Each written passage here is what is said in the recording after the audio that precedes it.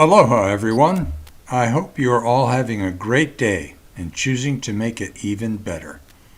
Don't forget your deep breathing, please. Welcome to Dr. P's Facets of Life series. This is pod number 24. Today's topic, know-it-all or not. Are you or someone you know a know-it-all? Have you ever had to deal with a know-it-all? Was that a positive experience? I wonder if each of us is capable of taking an objective look at ourselves to see if we display this trait in any areas of our lives. I wonder if any of us care. I do.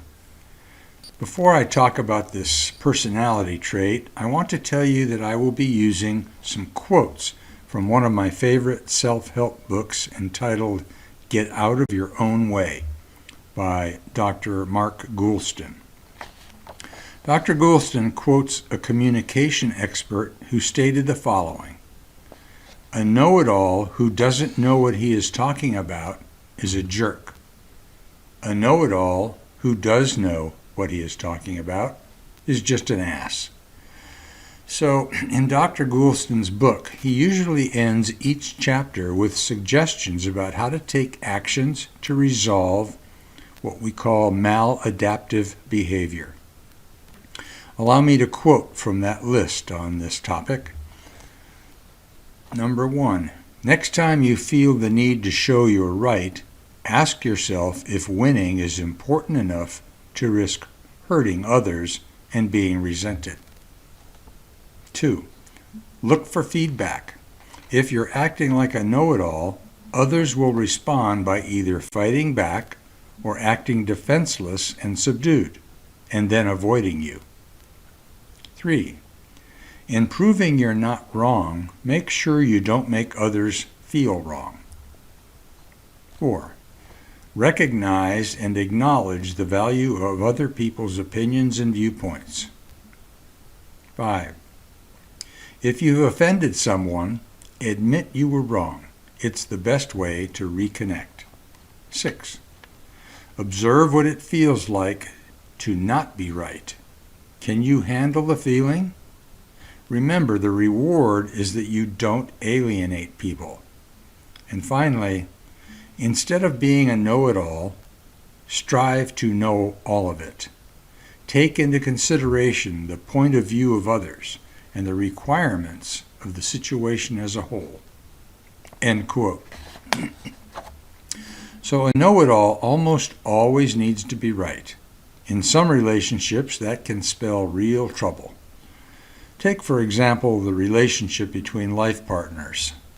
When one partner has to be right all the time and presses for that type of dominance, he or she may see himself or herself as the winner in all matters of both opinion and fact. The problem with that scenario is that when one person has to be the winner, the one who's right, the other person is made out to be the loser. The loser? Really? That cannot be a formula for a healthy relationship.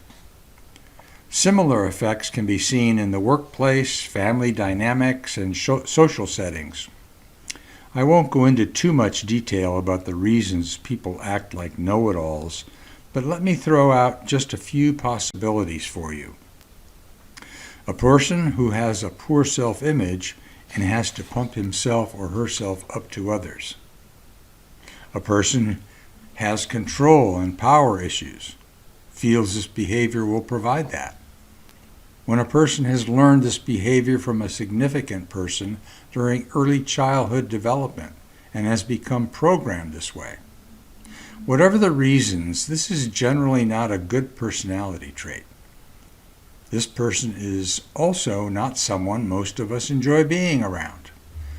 A know-it-all can change over time if there is sufficient motivation, but it is a difficult task which requires a lot of effort, open-mindedness, patience, and empathy.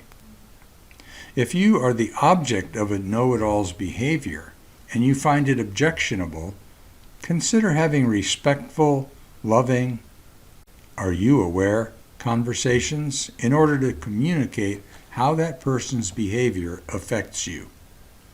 If that approach bears no fruit, then you can consider avoidance periodically. Consider engaging in fewer conversations that might lead to the objectionable behavior itself.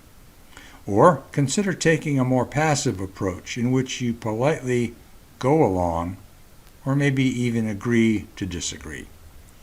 Much of the time, a know-it-all is just flexing his or her perceived muscles of knowledge. So just listen and let it pass. That's it for today. Try to remember two things. Gratitude is the best attitude, and life is not an emergency. This is Dr. P saying aloha.